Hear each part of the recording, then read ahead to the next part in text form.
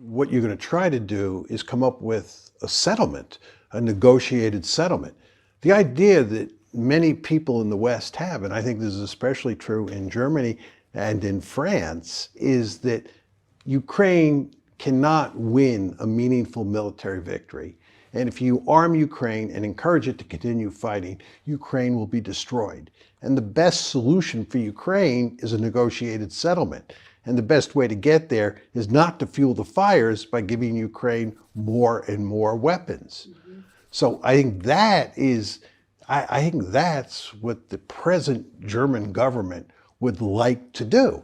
But it's very difficult to do for two reasons. One, American pressure, and two, public opinion in Germany. Many Germans think that what the Russians have done is unacceptable, and that Germany has a responsibility, a moral responsibility, not just a strategic responsibility, but a moral responsibility to support the Ukrainians by arming them. But there's a counter-argument to that, which is that that's not the smart policy, and it's not the best policy for the Ukrainians. That if you arm the Ukrainians, in the end, it's going to do grave damage to the country of Ukraine. Ukraine is going to end up getting destroyed because the West cannot give Ukraine enough arms to allow it to defeat Russia. And as the West arms Ukraine, the Russians will react, and the Russians will end up doing even more damage to Ukraine than has been done already. So that argument says that it is morally wrong to arm the Ukrainians because you're going to lead them down the path to disaster. So you have to figure out in your head what you think is going to happen if you do arm the Ukrainians, or if you don't arm the Ukrainians and pursue a negotiated settlement instead. My argument is it would be better not to arm the Ukrainians and to work to, find some sort of diplomatic solution to this conflict. That would be good for Ukraine.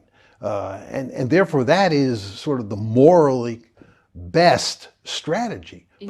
In my view, but of course that's a minority view at this point in time.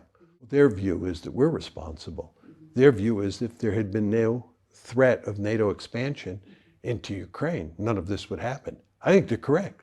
I think if Angela Merkel had prevailed over George W. Bush at the NATO summit in Bucharest in April 2008, if she and Sarkozy had beaten back Bush and we had never moved forward on bringing Ukraine into NATO, that there'd be no war today.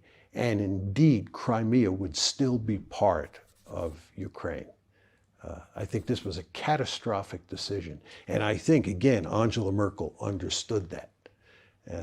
But she did not prevail because the Americans basically drive the train. The Russians know this. The Russians don't want to speak to the Germans or the French.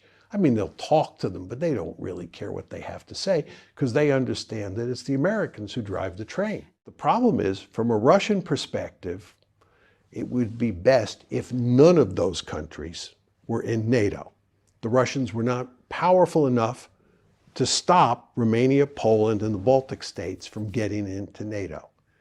But Ukraine is a different matter. Ukraine is much more important strategically to the Russians, right, than those other countries are. And furthermore, the Russians are now powerful enough to prevent Ukraine from joining NATO. I don't know. I think Trump's, if you think about it in terms of Trump's basic instincts, the answer is clearly no. First of all, Trump hated NATO, and if he had his way, he would have put an end to NATO. So we're not even talking about NATO expansion, we're just talking about NATO's existence. He didn't like NATO. Furthermore, he was interested in having good relations with Vladimir Putin. He didn't view Putin as a bad guy, so he would not have wanted to antagonize Putin. And finally, he thought the real threat that the United States faced was China. He was obsessed with the China threat, and he wanted to pivot to Asia. So I think that if Trump had been in charge, and Trump had been able to get his way this crisis would not have happened. But I believe Trump would not have gotten his way. I think that Trump was no match for what we call the blob, the foreign policy establishment in the United States. The foreign policy establishment beat Trump back. Trump was elected to fundamentally change American foreign policy, and he failed, just as Obama failed before him. The foreign policy establishment in the United States is very powerful, and it tends to get its way. So I think even if Trump had been president, it wouldn't have mattered. Not because his basic instincts were wrong. I think his basic instincts were right, but I think his basic instincts would have been overridden by the interests or the thinking of the foreign policy establishment, and we'd be in pretty much the same situation today under Trump that we are with Biden. Zelensky has to deal with the Americans, and the Americans are not interested in making Ukraine neutral, because that would be a loss for the Americans. The Americans are in this to win.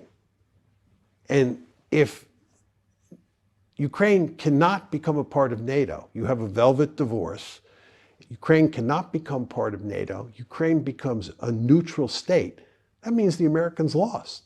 It's a Russian victory. So the Americans are not going to accept it. The ultra-right in Ukraine is not going to accept it. So even if Zelensky does accept it, I don't think it's going to be possible for him to carry the day on that one. I hope I'm wrong. I mean, who knows for sure? Then there's the whole question of territory. Put yourself in Putin's shoes. You've just gone through these bloody 3+ months of war. You've conquered about 20% of the territory in Ukraine. Are you going to give that territory up? I don't think so. And it doesn't look like the Russians are giving that territory up now. It looks like they're Russifying that territory. They're giving passports to people. They're, reinstating the Russian language and so forth and so on. I mean, I find it very hard to believe that the Russians are going to give up any of this territory that they've conquered. Well, if that's true, are the Ukrainians going to cut a peace deal where they lose 20 or 25% of their country? I don't think so. Are the Americans going to go along with that? I don't think so. And then there are sanctions. The Russians are going to want a deal that takes away the sanctions. Getting rid of those sanctions is going to be wickedly difficult, right? So every way you look at this, it's just hard to see